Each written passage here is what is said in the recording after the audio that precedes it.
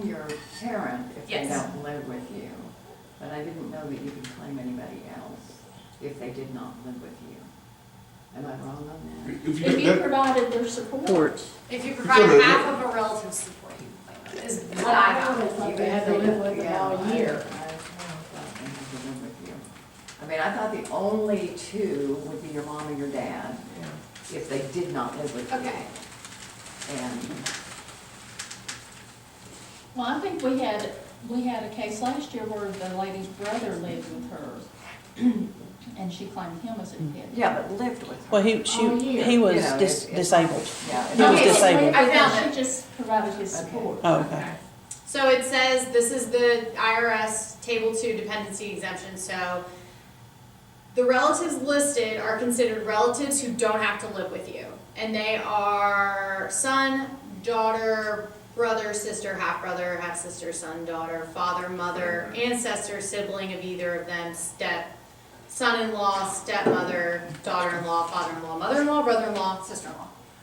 So yes, They so don't- none of those people have to live with They you. don't have to live with you. I just wonder about, was the person your mother, father, or an ancestor or sibling of either of them? So that would cover your aunts and uncles. I wonder if that would cover your cousins.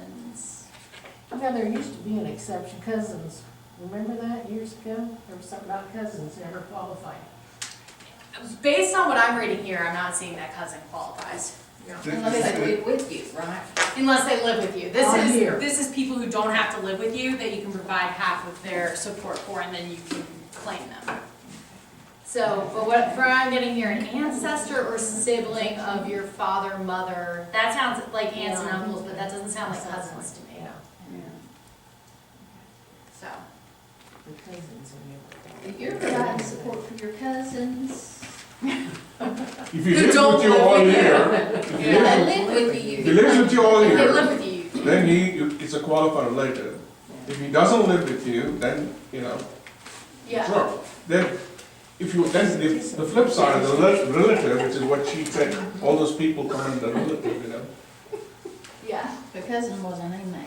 And it is, and Cousin it was is, just something I threw The out cuz. there. Yeah. Now we got us all confused. and yeah, it's like that, the Sorry, most specific. I meant aunt. Yeah, so aunt, you can take care of your aunt. It is all year, by the way. So they need to live, so if they are not your relative, they have to live with you all All year year, long. So if right. you wanna claim your girlfriend or boyfriend that doesn't work, Okay, but a they need to live with relative, you all year. not necessarily. So, yeah. I got a question about a qualifying child, kind of little humor. This kid who graduated from Kansas City at a high school and graduated from Harvard, he's 16 years old. I read So is he a qualifying child? Until he's over the Until age he's of over the age 19. 19. And then once he's over the age of 19, he can't be a qualifying child, unless he's a So full-time because he's student. graduated, then the 19 kicks in, right? Yeah. But if he's still going to school, his 24 kicks in. Mhm. So yeah, so essentially if he was still in school up to the age of 24, like doing a further degree, you could still claim them. But if he graduated at 16, he'd probably make bucks. and Yeah, I think he's probably fine. Parents didn't pay half of his support. He should be doing They their should be taxes, supporting not us. He's probably formed his own company. Yeah, He's probably providing support for them. yeah. I haven't run into that yet, but. I don't. We're looking at one of the new intake interview and quality review sheets, and on here it says the person had to have made less than 4,150. Is that slide just from last year? Did the amount change? No, 4,000. Yeah. That's what I got from the module that they released, but let me check on that. Right. Yeah. 150 is probably right. Okay, thank you. Let me check on it real quick. People are gonna get a shock when they don't get that deduction. Dependent. Oh, yeah. Yeah, 4,050, that's what's in publication 501 that the IRS released as of right now. So, yeah, this is for 2018. So yes, so that number is correct, the 4,050. Okay, we just need to, I guess, be for sure about that when we're taking that, since I'm looking at one of the brand new intake interview sheets that just came in the mail from the IRS that it has the 4,150. So we probably should just be sure that we're all aware of that. Yeah, that's interesting. I'll check, Jenny, I'll check with our IRS spec on Monday to confirm that. And and I'll send out an email. Okay. Thank you. Wasn't that the exemption amount for 2017? And it usually goes up $150 every year. So, I mean, it yeah. probably does, but for 2018 returns, dependent standard deduction of filing information, publication 501, right now, that's what, it says 4,050. So, We may get a correction on it, one of those, what's that one? 4150. 4150 is what you're, If you mean the gross income test that requires the tax return to be filed, that is based on standard deduction.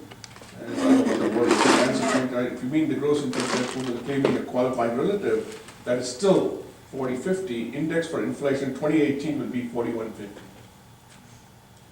okay. Google. Yeah, I mean, I'm sure, like I said, I just went by the, exemption amount this year. We're not gonna see that. Tax returns, Yeah. yeah. Well, I can say that some of those modules were prepared by, some FIDA volunteers, so it's possible could be that they wrong. made a mistake on that. yeah, so now I'm looking at it, I do see the 4150. This is the 50,000 foot level, so if you're a qualified relative, just conceptually, you can't get an exemption, that's kaput, right? No, there's Okay, a credit now there's a credit coming off for a qualified. for dependents, it's $500 credit. Okay. Wait, not 500, we'll get into it, I have a whole slide for it, but there are still some benefits if you've got someone living with you that you're supporting. So yeah, it is 4150, sorry for that, oops. Oh, well. Not your fault, dear. Yeah. Okay, so how many days must a qualifying person have lived with you in order to be, I realize that this question now does, Good for an answer. just ignore this because I should have specified, The person. yeah, and no. So that's wrong, ignore, they have to live with you all year unless they're a relative. Okay, so now we're gonna go, so that was just kind of the overview of status, marital status, dependents, things like that. Now we're gonna go into income, this is where we're getting all of our numbers. So there's two types of income, earned income, unearned income, and they are both treated differently. So earned income, obviously you earned it, so there's wages, self-employment income for things that you did. Unearned income is gonna come from investments, interest, things where you didn't necessarily earn it, rental income. So all income is taxable, unless there's an exemption that exists, which we'll run into some of those, but as a rule, everything's taxable unless indicated otherwise. So wages, salaries, and tips, they're gonna come from a W-2. For those of you who have seen a I'm sure everyone has seen a W-2 before, that's where we get a lot of our numbers from. For married filing jointly, you will total those W-2s, as we were talking about earlier, that son and mother who totaled their W-2s. You never ever want to do that unless they're married. And then there's some other things that are going to be on the W-2, tips, taxable scholarship income. The great thing about tax layers, all of this stuff, the boxes, you can just populate into tax layers. So if you have a form and it's got all these numbers, you might not need a number, but there's nothing wrong with putting it into the tax layer online form just so you have everything in there. It may not affect anything, but just to cover all your bases, I like to enter everything that's on any form that I get. Taxable interest, you're gonna receive a 1099 INT. You're gonna see a lot of these. Box 1, this will show all the taxable interest. Tax exempt interest will be shown on box 8. So certain interests are tax exempt. U.S. savings bonds and things like that are tax exempt unless you're married filing separately, in which case you do have to pay tax on tax exempt interest. But these are just some places where people will get savings. So. And then, so Schedule B, you're gonna have to use that if they have over $1,500 in taxable interest. The one from mutual funds, I'm trying to remember, is it still 1099? The mutual funds? It should be, if it's I was gonna say, interest. it wasn't on the list there, the one from brokerage firms. These are just some examples. I didn't list Oh, every okay. kind, but yeah. So it should be in a 1099 INT, but also sometimes you will Dividend. get like letters from banks instead of a 1099 INT. so that, you know, you'll have to look at the letter and see, what it says and kind of input it that way. For dividends, you'll get a 1099 DIV. You'll have ordinary and qualified dividends, so so qualified dividends are subject to a lower tax rate. They're gonna be in a separate box than ordinary dividends.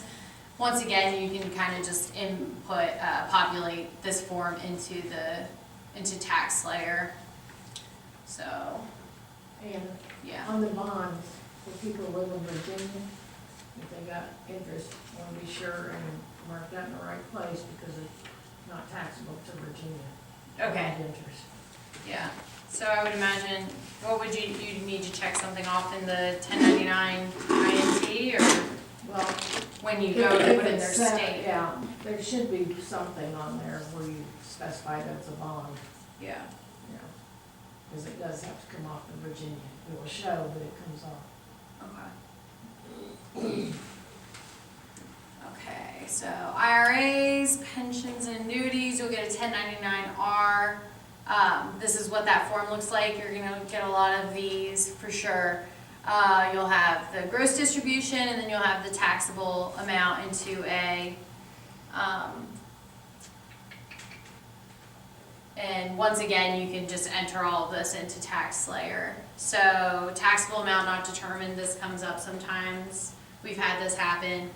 If you're an advanced preparer, you'll know how to handle it.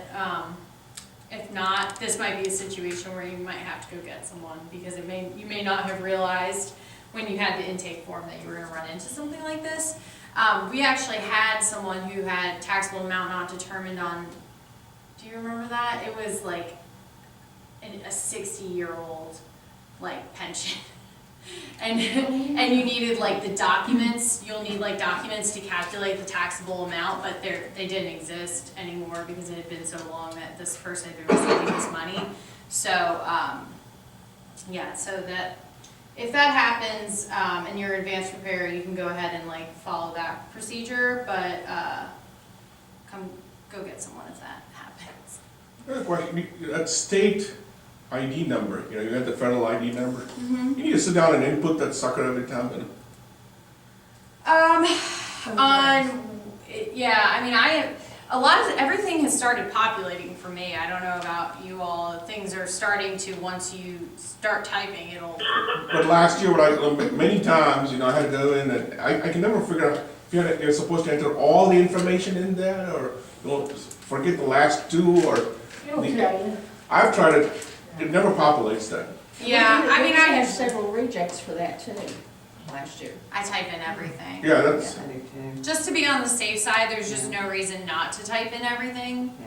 because you don't know what could possibly be something that's necessary, and you can get rejections for having that code typed incorrectly. I do remember that happening. I Like think that happened to me. sometimes, you know, like there I'm looking -1, right, at the end.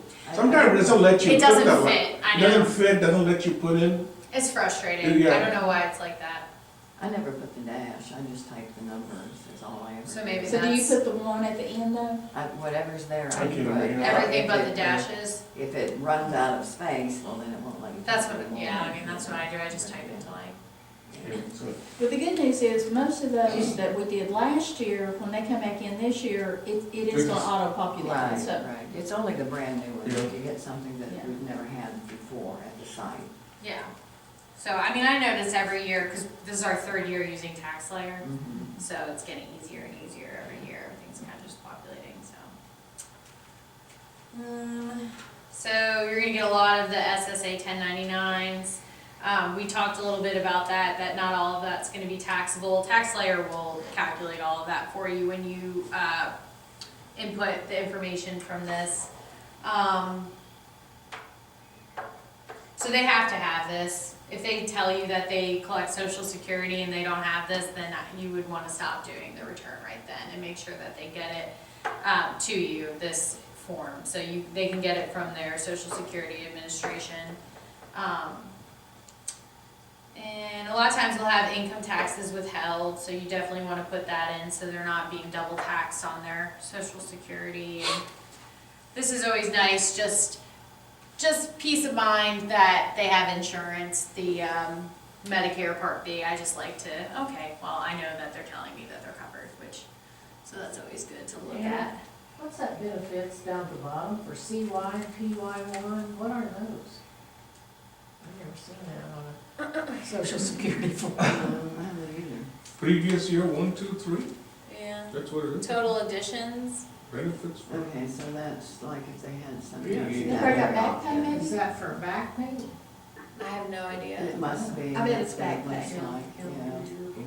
You don't see that And too then often. if but that's you the do case, see it. then you've got to go back and do a bunch of other forms Yeah.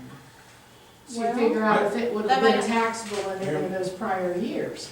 I Not think if I they did got one it last year. This year though. There was some way to, I mean, you ask, is this for this year? And then if you say no, and I did one last year if I remember, it allows you to go back and populate it for the Yeah. previous years, so. Yeah. But that would be a tough one to do. Yeah, I mean, I About just- 3 years. That's when you say, because they made the paragraph. I chose the wrong image of a 1099 SSA. That's so- good, Complicated because form.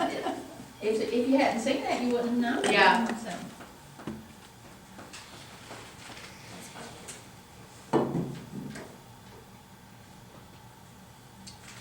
Which form is used for interest income? Does anyone know? 1099. Yay. It's easy. All right, do we want to take a break or we want to keep going? Let's take a break. Okay. All right. 10 minutes.